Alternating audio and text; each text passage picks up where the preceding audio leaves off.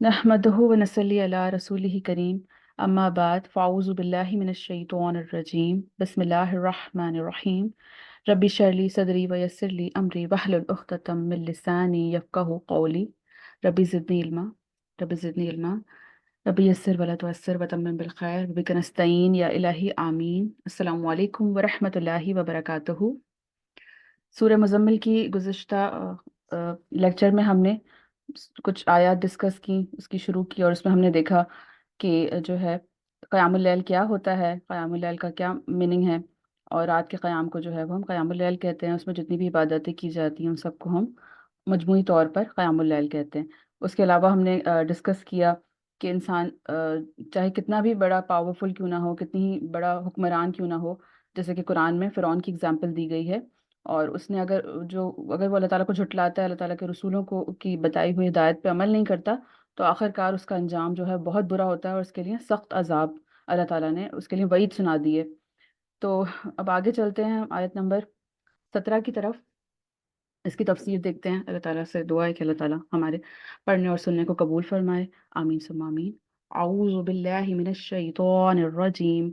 बिस्मिल्लाहिर रहमानिर रहीम।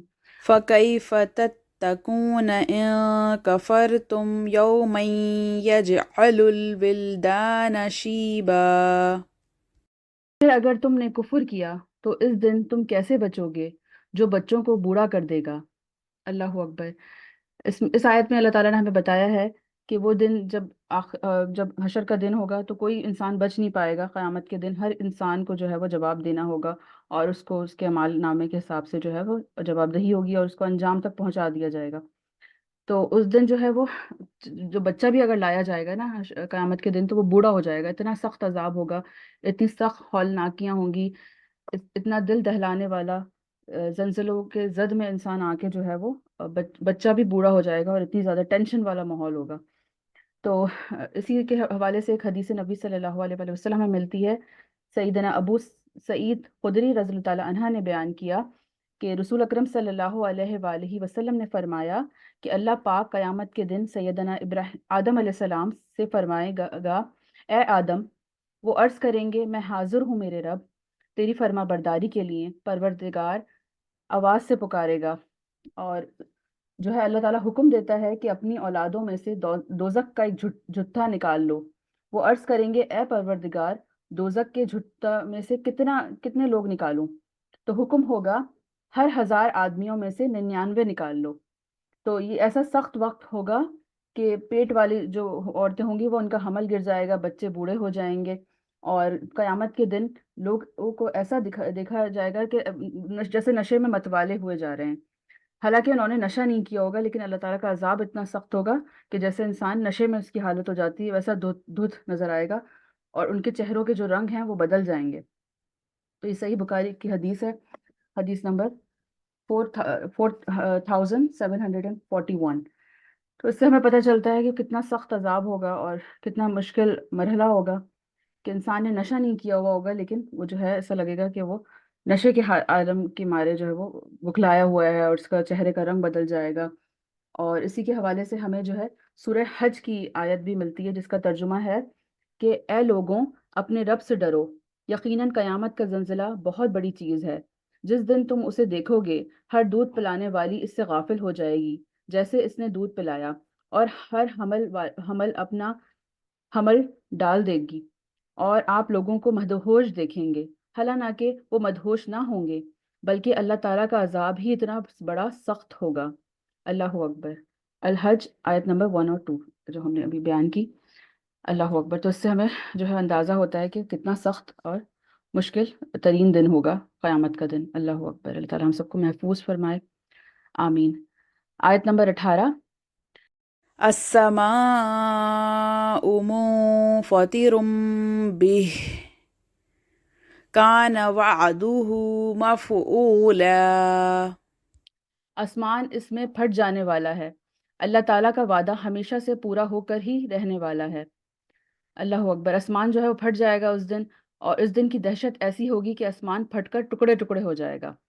तो अल्लाह ताला का जो वादा है वो पूरा होकर ही रहना है, यानी कि क़यामत आकर ही रहनी है, कोई उसे नहीं रोक सकता, ये बिल्कुल अटल है। تو یہ جو ہے ہم کوئی بھی اس کی چیز جو ہے اس کے راستے میں حامل نہیں ہو سکتی۔ اللہ اکبر۔ إن هذه تذكرة فمن شاء اتخذ إلى ربه سبيلا۔ بلا شبہ یہ ایک نصیحت ہے، تو جو شخص چاہے اپنے رب کی طرف راستہ بنا لے۔ تو اس آیت میں اللہ تعالیٰ نے ہمیں بتایا ہے کہ جو شخص چاہتا ہے وہ نصیحت پکڑ سکتا ہے، کیونکہ ہمیں بتا دیا گیا ہے کہ کیا متقیوں کا رد عمل ہوتا ہے اللہ تعالیٰ کی آیات سننے کے بعد، اور انہیں خوشخبریاں بھی سنا دی گئی ہیں، اور انہیں قیامت کی ہولناکیوں سے بھی آگاہی فراہم کر دی گئی ہے۔ تو جو ایمان والے ہوتے ہیں وہ برائیوں سے رک جاتے ہیں، تقوی اختیار کرتے ہیں، یاد دہانی کراتے رہتے ہیں ایک دوسرے کو، اور جو راستہ ان کو رب کی طرف لے جاتا ہے اس راستے کی اتباع کرتے ہیں، اور شریعت کو جو ہے پکڑ لیتے ہیں، کیوں نہ کہ اللہ تعالیٰ نے اسے کھول کھول کر بیان کر دیا ہے اور پوری طرح واضح کر دیا ہے۔ تو اس آیت کریمہ میں اس امر کی دلیل ہے کہ اللہ تعالیٰ نے اپنے بندوں کو ان افعال پر قدرت اور اختیار عطا کیا ہے، کہ ایسا نہیں کہ جیسے جبریہ کہتے ہیں کہ بندوں کے افعال ان کی منشیت کے بغیر واقع ہوتے ہیں، کیوں نہ کہ یہ نقل اور عقل دونوں کے خلاف ہے۔ یہ تفسیر سادی سے ہمیں یہ ملتی ہے تفسیر، کہ جبرن کسی سے کوئی عمل نہیں کرایا جاتا، بلکہ اللہ تعالیٰ نے آپ کو فری ول دے دی ہے کہ آپ کی مرضی ہے، آپ چاہیں تو شیطان کا راستہ اختیار کر لیں، چاہے تو اللہ تعالیٰ کا بتایا ہوا راستہ اختیار کر لیں۔ تو یہ نقل اور عقل کے عین جو ہے خلاف ہے، کہ کوئی شخص اگر کہے کہ میرے تو لکھا ہوا ہے، میرے تو تقدیر میں، میں تو مطلب کرنا ہی مجھے یہ کام، اگر کوئی شخص صرف اللہ تعالیٰ پہ یا نصیب پہ چھوڑ دیتا ہے کہ یہ تو میرے لکھا ہوا ہے، میں کچھ نہیں کر سکتا، تو وہ غلط کرتا ہے۔ اس کے اختیار میں ہے کہ وہ کوشش کر کے اپنے آپ کو جو ہے وہ صحیح راستے پہ لا سکتا ہے۔ اس کے بعد بہت ہی انٹرسٹنگ آیت ہے، اس کی جو آیت نمبر 20 ہے، اس کے بہت ہی یونیک آیت ہے یہ قرآن کی، اور یہ بہت ہی اسپیشل آیت ہے۔ اس کے حوالے سے مفسرین جو ہے انہوں نے بہت مختلف ڈسکشن کی، اور اس کے حوالے حضرت ابن عباس رضی اللہ عنہ کی بہت ہی جامع روایت ملتی ہے، تو اس سے ہمیں پتہ چلتا ہے کہ یہ جو آیت نمبر 20 ہے سورہ مزمل کی، یہ حضرت محمد صلی اللہ علیہ وآلہ وسلم نے جوڑی تھی۔ یہ جو ہے اس کی پہلی شروع کی ابتدائی آیات جو ہے اس کی، وہ مکی ہے، اور جو آخر کی آیات ہیں اس میں جو جوڑ کر ملائی گئی ہیں تو وہ مدنی ہیں۔ تو یعنی کہ آدھی یہ آیت جو ہے وہ مکہ میں نازل ہوئی، پھر آدھی یہ مدنی میں مدینہ میں نازل ہوئی، اور آپ صلی اللہ علیہ وسلم نے دونوں آیات کو جوڑ کر ایک مکمل آیت نمبر 20 بنا دی۔ تو اس کے حوالے سے ہمیں بہت تفسیر بہت ڈیٹیل میں ملتی ہے، کیونکہ یہ بہت بڑی آیت ہے اور اس میں کافی ساری چیزیں جو ہیں وہ ایکسپلین کی گئی ہیں۔ تو اس کے حوالے سے دیکھ لیتے ہیں اس کا ترجمہ کیا ہے۔ آیت نمبر 20، یقیناً آپ کا رب جانتا ہے کہ آپ 2/3 رات کے قریب یا اس کا آدھا یا اس کا 1/3 حصہ قیام کرتے ہیں، اور ان لوگوں میں سے ایک گروہ بھی ہے جو آپ کے ساتھ ہیں، اور اللہ تعالیٰ ہی رات اور دن کا اندازہ رکھتا ہے۔ اس نے جان لیا کہ تم کو ہرگز ٹھیک شمار نہیں کر سکو گے، سو اس نے تم پر مہربانی کی، تو آسانی سے جتنا ہو سکے قرآن پڑھ لیا کرو۔ اس نے جان لیا کہ تم میں سے کچھ مریض بھی ہیں، اور کچھ دوسرے لوگ جو زمین میں سفر کریں گے، جو اللہ تعالیٰ کے فضل میں سے تلاش کریں گے، اور کچھ دوسرے لوگ اللہ تعالیٰ کی راہ میں لڑیں گے۔ چنانچہ آسانی سے جتنا ہو سکے پڑھ لیا کرو، اور نماز قائم کرو، اور زکوٰۃ ادا کرو، اور اللہ تعالیٰ کو قرض دو، اچھا قرض، اور نیکی تم اپنے لیے آگے بھیجو، اسے اللہ تعالیٰ کے ہاں موجود پاؤ گے، وہ بہتر اور ثواب میں زیادہ بڑی ہے۔ اور اللہ تعالیٰ سے بخشش مانگو، بلا شبہ اللہ تعالیٰ بے حد بخشنے والا، نہایت رحم کرنے والا ہے۔ سبحان اللہ۔ تو اس آیت میں جو ہے کافی ساری چیز ایکسپلین کی ہیں، اللہ تعالیٰ نے ہمیں بتایا ہے کہ انسان جو ہے وہ اندازہ نہیں کر سکتا، انسان کی اتنی وقت نہیں ہے کہ وہ ہر چیز میں جو ہے وہ صحیح ایکوریٹ اور پرفیکٹ ہو کے کام کر سکے۔ تو اللہ تعالیٰ نے بتا دیا ہے کہ انسان جو ہے وہ ہم اتنے کامل نہیں ہو سکتے، تو ایک اندازہ کر لیں، ہم 1/3 کر لیں، 2/3 کر لیں، یا آدھا حصہ کر لیں قیام، جتنا بھی ہم سے استطاعت رکھ سکتے ہیں، جتنا بھی آسانی کے ساتھ ہم کر سکتے ہیں، اتنا جتنا ہمارے لیے پاسبل ہے ہم اتنا کوشش کریں، اور اللہ تعالیٰ کا فضل مانگتے رہیں اور عبادت کریں۔ اور اللہ رب العزت نے جو ہے رسول اکرم صلی اللہ علیہ وسلم کو نصف رات یا 1/3 یا 2/3 رات کو قیام کرنے کا حکم دیا۔ آپ صلی اللہ علیہ وسلم کے ساتھ اہل ایمان کی ایک جماعت جو تھی وہ بھی اس حکم پر کی تکمیل کیا کرتی تھی۔ تو اس سے ہمیں پتہ چلتا ہے کہ جو علم رکھنے والے تھے، جو اہل ایمان تھے، وہ بھی آپ صلی اللہ علیہ وسلم کے ساتھ جو ہے قیام اللیل کیا کرتے تھے۔ تو سب پر جو ہے اس وقت قیام اللیل فرض تھی، اس وقت لوگ کیا کرتے تھے۔ ایک روایت سے پتہ چلتا ہے، سیدنا عبداللہ بن امراؤ رضی اللہ تعالیٰ عنہ بیان کرتے ہیں، رسول اکرم صلی اللہ علیہ وآلہ وسلم نے فرمایا کہ جو ہے جو شخص 10 آیتیں پڑھ لیتا ہے، رات کو قیام کرے گا، وہ غافلوں میں شمار نہیں ہوگا۔ جو 100 آیات کے ساتھ قیام کرے گا، وہ قانتین میں یعنی کہ عبادت گزاروں میں اس کا نام لکھا جائے گا۔ جو 1000 آیات کے ساتھ قیام کرے گا، وہ مقناطرین یعنی کہ بے انتہا ثواب جمع کرنے والوں میں اس کا نام لکھا جائے گا۔ تو یہ ابو داؤد کی روایت سے ہمیں پتہ چلتا ہے 1300 ہے۔ سیدنا طلحہ بن عبیدہ رضی اللہ تعالیٰ عنہ بیان کرتے ہیں کہ رسول اکرم صلی اللہ علیہ حضرت محمد صلی اللہ علیہ وآلہ وسلم سے ایک شخص نے سوال کیا کہ میں دن اور رات کی 5 نمازیں پڑھتا ہوں، یہ مجھ پر فرض ہیں، تو کیا اس کے علاوہ بھی کوئی نمازیں مجھ پر فرض ہیں؟ آپ صلی اللہ علیہ وآلہ وسلم نے کہا نہیں، البتہ یہ کہ کوئی تم نفل نماز پڑھنا چاہو تو نفل نماز ہمارے اوپر فرض نہیں ہے، لیکن اگر ہم استطاعت رکھتے ہیں تو پڑھیں، اور سب سے پہلے کوشش کریں۔ آواز آ رہی ہے آپ لوگوں کو؟ جی، تو سب سے پہلے کوشش کریں کہ آپ کی جو فرض نمازیں ہیں وہ پوری ہو جائیں، وہ پوری اچھی طرح آپ ادا کر سکیں۔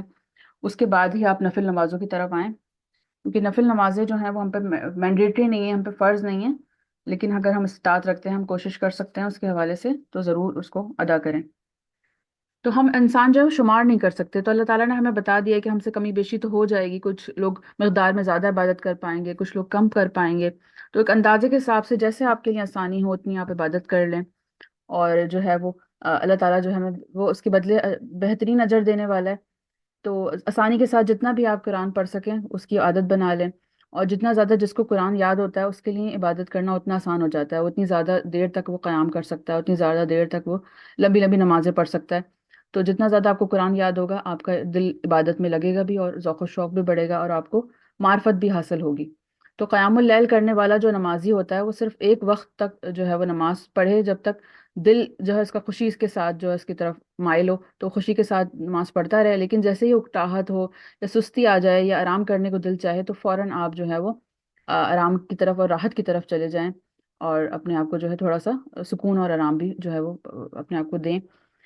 اس کے بعد ہے کہ اللہ تعالیٰ جو ہے وہ جانتا ہے کہ ہم میں سے کچھ لوگ مریض بھی ہوتے ہیں، یعنی کہ اللہ تعالیٰ کو پتہ ہے کہ کچھ لوگ بیمار ہو جاتے ہیں، تو وہ 2/3 نفس یا 1/3 رات کی نماز ان پر گرہ گزرتی ہے۔ تو مریض کے لیے اتنی ہی نماز ہے جو اس کے لیے آسان ہو، تو اللہ تعالیٰ ہمیں مشقت پہ نہیں ڈالنا چاہتا، بلکہ ہمیں اتنا ہی اجر ملے گا جتنا ہم جب صحت مندی کی حالت میں پڑھتے ہیں۔ اگر ہم بیماری کی حالت میں بھی جتنا استطاعت رکھتے ہیں اس حساب سے نماز پڑھتے ہیں، تو ہمیں اتنا ہی اجر ملے گا جتنا ہم صحت مند ہو کر جب پڑھتے ہیں، کیونکہ اللہ تعالیٰ ہماری نیتوں کو جاننے والا ہے۔ اس کے آگے کے کچھ دوسرے لوگ ہیں جو زمین میں سفر کریں گے، تو جو اللہ تعالیٰ کا فضل تلاش کرتے ہیں، یعنی کچھ لوگ جو ہیں مسافت کرتے ہیں تجارت کی غرض سے، یا اللہ تعالیٰ کے لیے نکلتے ہیں رزق حاصل کرنے کے لیے، رزق حلال کی تلاش میں، اپنے اہل و عیال کی معاشی کفالت کرنے کے لیے۔ تو اس غرض سے بھی جو اگر کوئی سفر کرتا ہے یا کہیں مصروف ہے، تو اس کے لیے بھی اللہ تعالیٰ نے آسانی رکھی ہے کہ وہ 2 نمازوں کو جمع کر کے قصر کر سکتا ہے، لیکن 4 کو کرنا جو ہے، 4 نمازوں کو قصر کرنا جو ہے وہ مباح قرار دیا گیا ہے، اور نفل نمازوں میں اس کے لیے آسانی کر دی گئی ہے کہ وہ چاہے تو پڑھے، چاہے تو چھوڑ دے۔ تو اسی طرح سیدنا عمر رضی اللہ تعالیٰ عنہ نے ایک مرتبہ فرمایا، جہاد فی سبیل اللہ کے بعد اگر کسی حالت میں جان دینا مجھ سے زیادہ محبوب ہوتا، تو یہ وہ حالت ہے کہ جب میں اللہ کا فضل تراش کرتا ہوں، کسی پہاڑ درازی سے گزرتا ہوں اور وہاں مجھے موت آ جائے، یعنی انہوں نے یہی آیت پڑھی۔ تو یہ بھی روایت سے ہمیں پتہ چلتا ہے کہ کوئی اگر جہاد فی سبیل اللہ کے بعد اگر کوئی اور بہترین موت ہے، تو وہ انسان کوئی رزق حلال کی تلاش میں نکلا ہوا ہے اور کسی بیابان یا کسی پہاڑی میں جا کے وہ مر جاتا ہے، تو وہ موت بھی اس کے لیے بہت افضل ہے۔ اللہ اکبر۔ اور جو کچھ لوگ اللہ تعالیٰ کی راہ میں لڑیں گے، سفر کا ایک سلسلہ جو ہے رزق کے ساتھ جڑا ہوا ہے، اور ایک جو ہے وہ دوسرا حج کے ساتھ جڑا ہوا ہے، تیسرا جہاد فی سبیل اللہ کے ساتھ جڑا ہوا ہے، تو اسی طرح سفر جو ہے وہ مختلف ارادوں کے ساتھ کیا جاتا ہے، تو اس میں بھی اتنی ہی مقدار کے ساتھ نماز پڑھیں جتنی جو ہے تکلیف نہ دے آپ کو، چنانچہ آسانی کے ساتھ پڑھ لو۔ تو اللہ تعالیٰ نے دو امور میں، بیماری میں اور سفر میں جو ہے وہ آپ کے لیے آسانی کی ہے۔ ایسا شخص کا ذکر کیا گیا ہے جو صحت مند ہے اور اپنے گھر میں مقیم ہے، رات کا قیام کرتا ہے، اس کے لیے بھی دین میں تنگی نہیں رکھی گئی الحمدللہ۔ شریعت ہمارے لیے آسان ہے، اللہ تعالیٰ نے دین ہمارے لیے آسان کیا ہے، یعنی کہ جس قدر آسانی کے ساتھ نماز پڑھ سکیں، اور رات جو ہے وہ بے حد یہاں قرات سے مراد نماز ہے، تو جتنا آسانی سے ہو سکے اسے ادا کریں۔ تفاسیر اسیر سے ہمیں پتہ چلتا ہے کہ پہلے کی امتوں پر یہ قیام اللیل واجب تھی، جبکہ ہماری امت پر یہ نفل قرار دے دی گئی ہے، تو یہ اللہ عز و جل کا ہم پر رحم ہے۔ سیدنا جابر بن عبداللہ رضی اللہ تعالیٰ عنہ بیان کرتے ہیں کہ معاذ بن جبل رضی اللہ تعالیٰ عنہ نے نبی کریم صلی اللہ علیہ وآلہ وسلم کے ساتھ نماز پڑھتے، پھر واپس جا کر اپنی قوم کے لوگوں کے ساتھ جو ہے انہوں نے نماز پڑھایا کرتے تھے۔ تو ایک بار عشاء میں انہوں نے سورہ بقرہ سٹارٹ کر دی، تو جو لوگ تھے انہوں نے نماز چھوڑ کر جو ہے چلے گئے۔ تو سیدنا معاذ رضی اللہ عنہ نے ان کو برا بھلا کہنا شروع کر دیا کہ یہ نماز چھوڑ کے چلے گئے ہیں اور یہ کیسے لوگ ہیں، اور ان کی شکایت پھر آپ صلی اللہ علیہ وآلہ وسلم تک پہنچی۔ صلی اللہ علیہ وآلہ وسلم نے ان کو بلایا اور کہا کہ وبال ڈالنے والے ہو، وبال ڈالنے والے ہو، 3 بار انہوں نے کہا وبال، یعنی کہ یوں فرمایا کہ تم فسادی ہو، تم فسادی ہو، تم فسادی ہو۔ پھر آپ صلی اللہ علیہ وآلہ وسلم نے سیدنا معاذ رضی اللہ عنہ کو حکم فرمایا کہ مفصل کی بیچ کی 2 صورتیں پڑھا کرو۔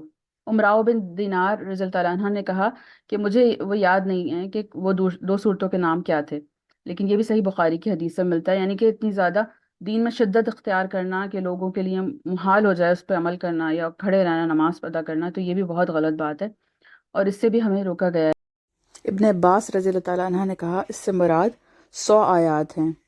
تو کوئی سی بھی آپ آیات پڑھ لیں اور کوشش کریں جتنی آسانی کے ساتھ پڑھی جا سکیں اور مشقت نہ ہو اس پہ، آپ کے اوپر گرہ نہ گزرے آپ کی طبیعت پہ۔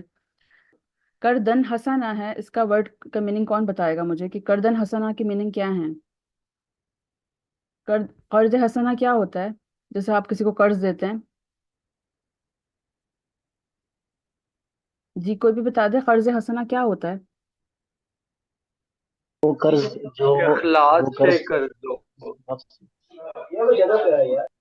جی کون سا قرض؟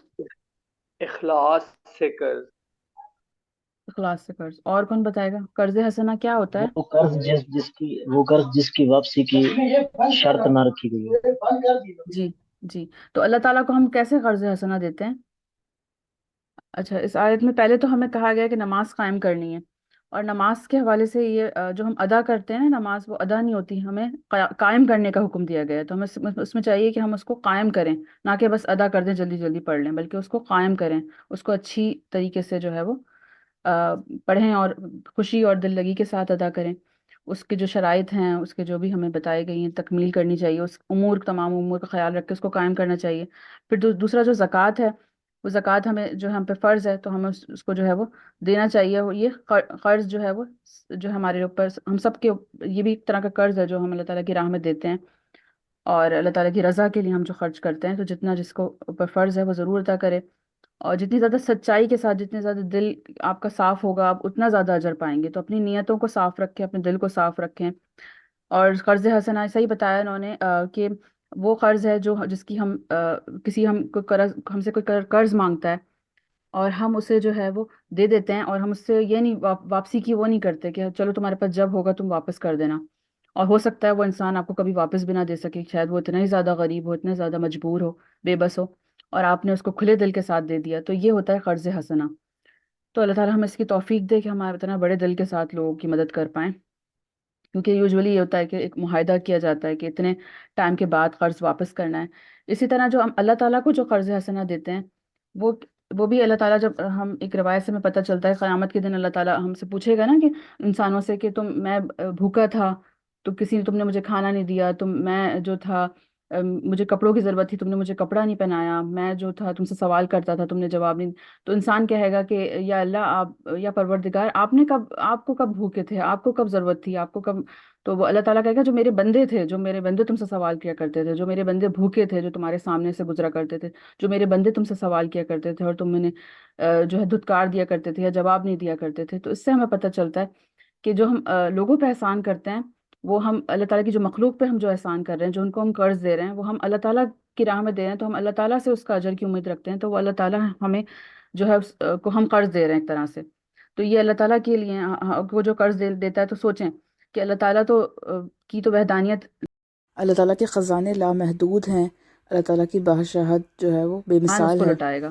تو ہم امیجن بھی نہیں کر سکتے کہ بیونڈ اوور ایکسپیکٹیشن کہ اللہ تعالیٰ ہمیں کیا لوٹائے گا۔ تو اللہ تعالیٰ ہمیں وہ دل دے، اور یہ بھی ہمیں پتہ چلتا ہے اسیر تفاسیر سے کہ اللہ تعالیٰ جو ہے وہ 7 گنا زیادہ بڑھا دیتا ہے۔ آپ جو بھی مال خرچ کرتے ہیں، آپ کا کسی بھی اللہ تعالیٰ کی راہ میں خرچ ہو رہا ہے، وہ 7 گنا زیادہ بڑھ کے آپ کو مل جاتا ہے، اور اس کو جو ہے اللہ تعالیٰ آپ کے لیے عظیم اور اجر بنا دیتا ہے۔ تو جو بھی مال ہم دیتے ہیں، اپنی صدقہ کرتے ہیں اپنے نفس کو پاک کرنے کے لیے، وہ قرض حسنہ کہلاتا ہے۔ تو جو بھی مال ہم دیں گے، وہ ہمارے لیے قرض حسنہ بن جائے گا۔ تو کیونکہ اللہ تعالیٰ بہت بڑا قدردان ہے اور بےحد بردبار ہے، اللہ تعالیٰ کو شرم آتی ہے کہ اللہ تعالیٰ کے لیے کوئی اگر اپنا ہاتھ بڑھا کے دے رہا ہے، تو اللہ تعالیٰ تو سب سے زیادہ بردبار اور سب سے زیادہ اللہ تعالیٰ جو ہے وہ قدردان ہے، تو کیوں نہیں ہماری قدر کرے گا، ہمارے اعمال کی، ہماری سچائی کی، ہمارے پاک دلی کے ساتھ جو ہم ادا کر رہے ہیں۔ تو جو بھی اللہ تعالیٰ کی راہ میں بڑھ چڑھ کر دے گا، اسے کئی گنا زیادہ بڑھا کے دے دیا جائے گا، اسے کشادگی عطا ہوگی، اور اسے ضرور اس کا جو اجر ہے وہ لوٹایا جائے گا ایک نہ ایک دن۔ اللہ اکبر۔ تو آپ میں سے کوئی بتائے گا ام العبادت کیا جو چیز ہوتی ہے؟ ام العبادت کیا ہے جو عبادت سب سے بڑی عبادت قرار دیا گیا ہے دین میں؟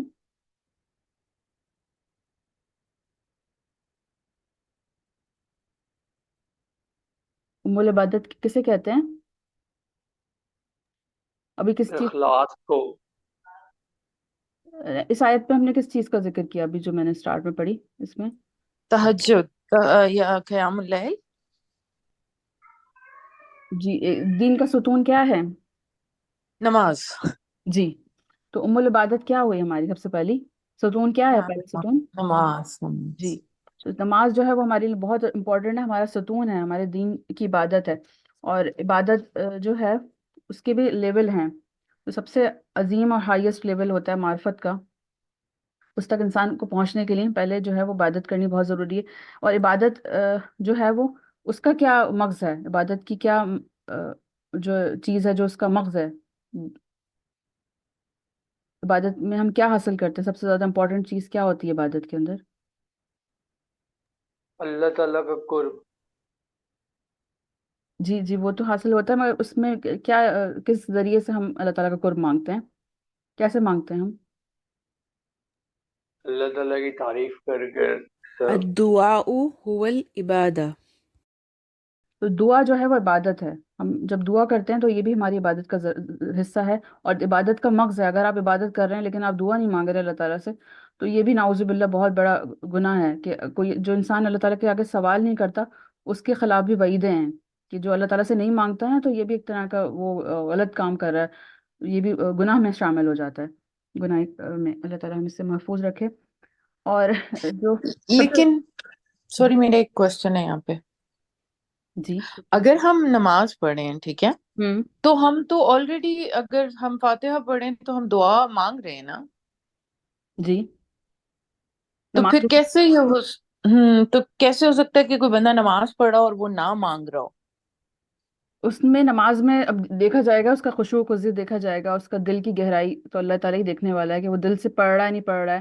سورہ فاتحہ تو بہت سارے لوگ پڑھتے ہیں، لیکن بہت سارے لوگوں کو پتہ بھی نہیں ہوتا کہ وہ پڑھ کیا رہے ہیں، بس وہ پڑھ جاتے ہیں۔ اور نہیں، میرا مطلب ہے کہ دعا تو اگر وہ اینڈ پہ بیٹھ کے نہیں بھی مانگ رہا، تو وہ فاتحہ میں مانگ رہا ہے اور تشہد میں مانگ رہا ہوگا، مطلب وہ ساری چیزیں تو ہاں، دعا میں آ جائیں گی نا۔ سجدے میں بھی آپ دعا کر سکتے ہیں اللہ تعالیٰ سے، جی، تشہد میں بھی کر سکتے ہیں، جی، سورہ فاتحہ، مگر آپ دل سے کریں نا، جو بھی آپ پڑھ رہے ہیں دل سے مانگیں آپ، دل کی گہرائیوں سے، ہاں ضرور وہ بھی دعا ہی ہے، جو بھی قرآنی آیتیں ہیں وہ ساری دعائیں ہیں ہمارے لیے، لیکن آپ اس کو جو ہے وہ دل لگی کے ساتھ اور گڑ گڑا کے اللہ تعالیٰ کے آگے حضور میں حاضر ہوں، اور پھر وہ آپ کے لیے عبادت جو ہے وہ آپ کی کامل عبادت میں شمار ہوگی انشاءاللہ عز و جل۔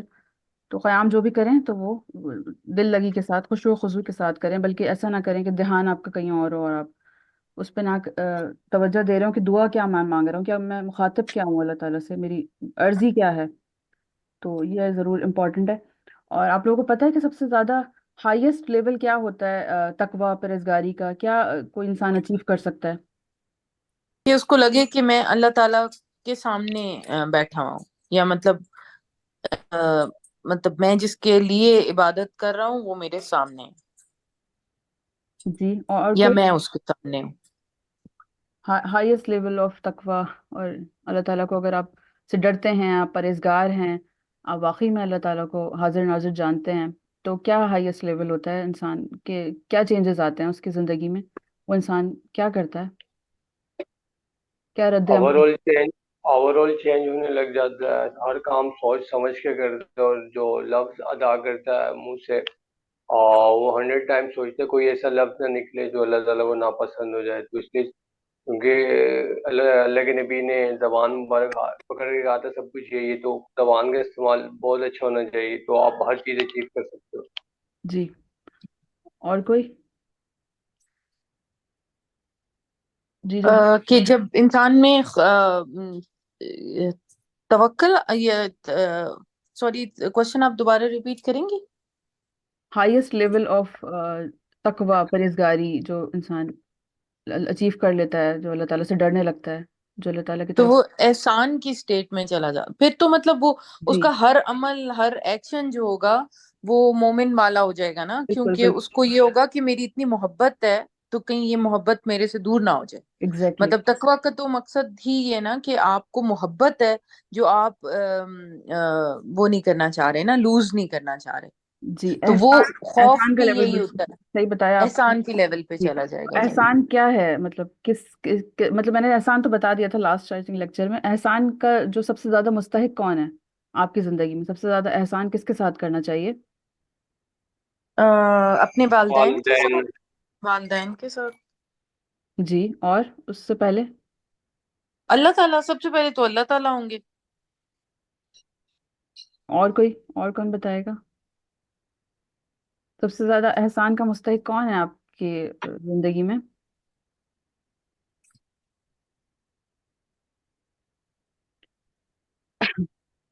دیکھیں اللہ تعالیٰ نے ہمیں بتایا ہے، اس آیت کی جو تفسیر ہم پڑھتے ہیں نا، جو قرض حسنہ، اس میں بھی ہمیں تفسیر میں یہی ملتا ہے کہ جو احسان، جو ہائیسٹ لیول آف پرہیزگاری اور متقوی اور اللہ تعالیٰ سے جو ڈرنے والا جو انسان ہوتا ہے، وہ ہائیسٹ لیول جو اچیو کرتا ہے وہ احسان کے لیول پہ آ جاتا ہے.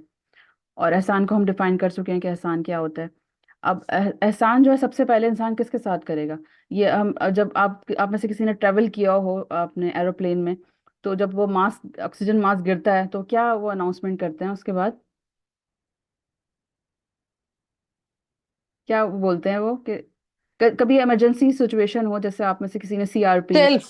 یا ہاں کہ سیلف کے سب سے پہلے سیلف جی خود کو بچائیں تاکہ بعد میں پھر دوسروں کو بچائیں. ایمرجنسی میں یا فرسٹ ایڈ کی کسی نے کلاس لی ہو، تو اس میں بھی یہی ہوتا ہے کہ سب سے پہلے آپ نے اپنی جان بچانی ہوتی ہے. تو احسان سب سے پہلے آپ نے اپنی ذات کے ساتھ کرنا ہے.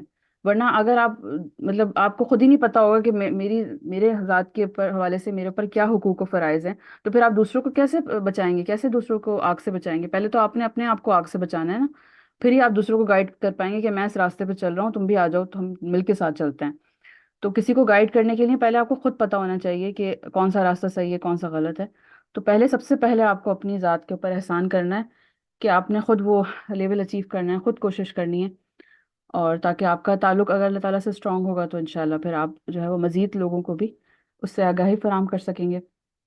تو اللہ تعالیٰ نے ہمیں بتا دیا ہے کہ جو بہترین انسان ہے وہ پہلے خود پر احسان کرتا ہے، پھر جو ہے وہ دوسروں کے لیے نفع مند بخش بنتا ہے. جیسے کہ ہم مسلم امہ جو ہیں وہ جو ہے نحن مسلمین ہوا خیرن. جو جتنے بھی لوگ ہیں اس نسل انسانی کے، ہم سب کے لیے خیر ہی خیر ہیں. تو اللہ تعالیٰ ہمیں اس میں جو ہے کامیاب کرے، آمین ثم آمین. تو اللہ تعالیٰ نے ہمیں پیسہ دیا، اللہ تعالیٰ نے ہمیں ٹائم دیا، اللہ تعالیٰ نے ہمیں انرجی دی. تو اگر اللہ تعالیٰ ہم سے قرض حسنہ مانگ رہا ہے تو ہمیں تو جو ہے بلا سوچے سمجھے اللہ تعالیٰ کی جو ہے راہ میں دینا چاہیے، اور اللہ تعالیٰ سے جو ہے امید رکھ کے کہ اجر جو ہے بہترین اللہ تعالیٰ دینے والا ہے. تو اگر کوئی انسان چاہتا ہے کہ وہ اللہ تعالیٰ اسے معاف کر دے، اس سے کوئی غلطی ہو گئی، یا ویسے بھی ہم سب کو استغفار پڑھتے رہنا چاہیے، کیونکہ ہمیں نہیں پتہ ہم لاشعوری طور پہ بھی کتنے دن رات گناہ کرتے رہتے ہیں، چلتے پھرتے اٹھتے بیٹھتے، ہم سے کیا غلطیاں ہو جاتی ہیں ہمیں نہیں پتہ ہوتا. ہم انسان ہیں، غلطیوں کے جو ہیں وہ پتلے ہیں، گناہوں کے ہم سے ہو جاتے ہیں. تو اللہ تعالیٰ ہم اس سے محفوظ رکھ فرمائے. لیکن اگر کسی سے گناہ ہو جاتا ہے، کرتا ہے، تو اسے استغفار پڑھنا چاہیے. تو استغفار کے ساتھ کیا چیزیں ہیں جو ضروری اس کو کرنی چاہیے؟ کس طرح سے اس کو توبہ استغفار کرنی چاہیے اللہ تعالیٰ کی راہ میں، اللہ تعالیٰ سے؟ سمپل ہے، استغفار کرے، صلاۃ و توبہ پڑھے، بس. جی تو استغفار کے ساتھ دو چیزیں بہت امپورٹنٹ ہیں. ایک تو وہ، ہاں آپ نے صحیح بتایا کہ وہ دعا استغفار کرے، توبہ کرے اللہ تعالیٰ سے جو ہے اور ایک چیز سوری میں ایڈ کر دوں، آپ کو کاٹو، جی اور ان کیس کوئی گناہ ہو جائے یا کوئی مسٹیک ہو جائے اس کے بعد فوراً ایک اچھائی کر لے تو وہ جی جو غلطی ہوگی اس کو دھو ڈالے گی انشاءاللہ. انشاءاللہ. اور اس کے میں ساتھ ادھر تھوڑا سا ایک چیز ایڈ کر دوں. جی جی جو قرآن میں جو آیت ہے نا اس میں یہ ہے کہ استغفار، ہم لوگوں نے یہ کانسیپٹ بنایا ہوا ہے، لیکن استغفار بالکل مطلب صرف گناہوں کے لیے نہیں ہے. یہ تو ایک چھوٹا سا اس کا ایسپیکٹ ہے. استغفار آپ کے رزق کے لیے بھی ہے، بارش کے جی لیے، ہر اولاد کے لیے بھی، ہر چیز کے لیے استغفار. استغفار مطلب ایسی عادت ہے کہ جو آپ کو زندگی میں کامیاب کرنے کے لیے، دنیا میں ہر چیز پانے کے لیے استغفار. لازم کر لینی چاہیے کہ آپ ایک تو عبادت کریں، دعا کریں، ساتھ ساتھ آپ قیام اللیل کریں، تو پھر آپ کی جو ہے استغفار جو ہے وہ اور زیادہ فضیلت کے ساتھ اللہ تعالیٰ کے یہاں قبول و مقبول ہوگی انشاءاللہ عز و جل. میں آپ سے ایک کوشچن پوچھ لوں؟ سوری میں نے وہ کیونکہ پچھلا وہ زیادہ، اگر وطر آپ چھوڑ دیتے ہیں عشاء کے وقت، ٹھیک ہے، اور وہ آپ اٹھ کے اگر رات میں پڑھ لیتے ہیں تو وہ کیا مطلب وہ پڑھ لیتے ہیں ساتھ میں شاید، مطلب اگر 2 نفل بھی پڑھ لیتے ہیں تو کیا وہ تہجد یا قیام اللیل کی کیٹیگری میں ہی آئے گا؟ جی جی، اس کے حوالے سے ایک، ہاں ایک حدیث ہے نبی صلی اللہ علیہ وسلم میں بھی، میں ایک منٹ دے مجھے ذرا. یہ سیدنا عبداللہ بن امراؤ رضی اللہ تعالیٰ عنہ بیان کرتے ہیں، رسول اکرم صلی اللہ علیہ وآلہ وسلم نے فرمایا، رات کی نماز 2 رکعت پڑھا کرو، پھر جب تم نماز سے فارغ ہونا چاہو تو 1 رکعت وطر پڑھ لیا کرو. یہ 1 رکعت جتنی نماز تم پڑھ چکے ہو اسے وطر بنا دو. تو جیسے آپ نے پوچھا سوال، اس میں کچھ علماء اکرام یہ بھی کہتے ہیں کہ ہمیں پتہ چلتا ہے کہ اگر ہمیں پتہ ہے کہ واقعی ہم اٹھ جائیں گے آدھی رات کو، ہم ضائع نہیں کریں گے اپنی نماز کو، تو آپ اپنا وطر چھوڑ دیں اور آپ اپنی جب رات میں عبادت کے لیے اٹھے ہیں، تہجد کی 2 رکعت نماز آپ نے پڑھ لی، قیام اللیل کر لیا، تو اس کے بعد آپ اپنا وطر پڑھ لیں، تو آپ کے لیے پوری رات جیسے آپ عبادت کرتے رہے وہ شمار ہوگا. لیکن اگر آپ اٹھ ہی نہیں پائے اور آپ کو کنفرم ہی نہیں ہے کہ میں اٹھ بھی پاؤں گا یا نہیں، تو پھر تو آپ کے وطر ضائع ہو جائیں گے. پھر آپ کو کیا گارنٹی ہے کہ آپ جو ہے وہ اس کو کیسے آپ پھر قضا ہی کر پائیں گے ادا.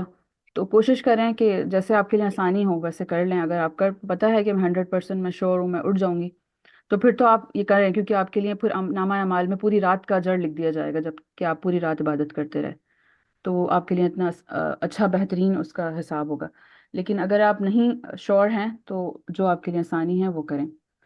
اور استغفار کے ذریعے جو انسان جو ہے وہ اللہ تعالیٰ کی راہ میں جو ہے وہ پسندیدہ بندوں میں شامل ہو جاتا ہے، اور اس کو جو ہے مغفرت جو ہے ڈھانپ لیتی ہے، اور وہ ہلاک ہونے سے بچ جاتا ہے اور اس پر رحمتیں نازل کی جاتی ہیں. تو یوں نیکیوں میں کمی اور برائیوں کی زد میں ہونے سے جو ہے وہ استغفار جو ہمیں کرنا چاہیے، تاکہ ہم نیکیوں کی کمی جو ہے ہماری وہ پوری کر دی جائے اور ہم برائیوں کی زد میں نہ آئیں. تو ہمیں استغفار پڑھتے رہنا چاہیے. اور اس آگے اس آیت میں سے ہمیں پتہ چلتا ہے کہ رات کو وہ بہت کم سویا کرتے تھے اور سحری کے اوقات میں وہ بخشش مانگا کرتے تھے. سورہ الزاریات کی آیت سے ہمیں جو پتہ چلتا ہے کہ اللہ تعالیٰ نے بتایا کہ جو نیک لوگ ہوتے ہیں وہ رات کو کم سوتے ہیں اور سحری کے اوقات میں اٹھ کے بخشش مانگ رہے ہوتے ہیں اللہ تعالیٰ سے. سبحان اللہ. سیدنا سبحان رضی اللہ تعالیٰ عنہ بیان کرتے ہیں کہ رسول اکرم صلی اللہ علیہ وآلہ وسلم نے جب نماز سے سلام پھیرتے تو 3 بار استغفار کہتے تھے. تو یہ آپ صلی اللہ علیہ وسلم کا معمول ہے. صحیح مسلم کی یہ حدیث ہے. اسی طرح آگے ہے کہ اللہ تعالیٰ بے حد بخشنے والا اور بے حد مہربان ہے، تو اپنے اللہ تعالیٰ کے ساتھ اس سے توبہ طلب کیا کرو. تو ہم سب کو چاہیے کہ ہم اس سے ہر وقت جو ہے وہ اپنے آپ کو شعور دے لائے اللہ تعالیٰ نے، کہ ہر وقت اللہ تعالیٰ کے آگے جو ہے ہم مغفرت طلب کرتے رہیں اور معافی مانگتے رہیں. اور ایک حدیث نبی صلی اللہ علیہ وآلہ وسلم ہے جو بھی مجھے یاد آئی، کہ ایک مرتبہ ایک صحابی نبی صلی اللہ علیہ وسلم جو تھے، جمع تھے سارے صحابی آپ صلی اللہ علیہ وسلم کے ساتھ.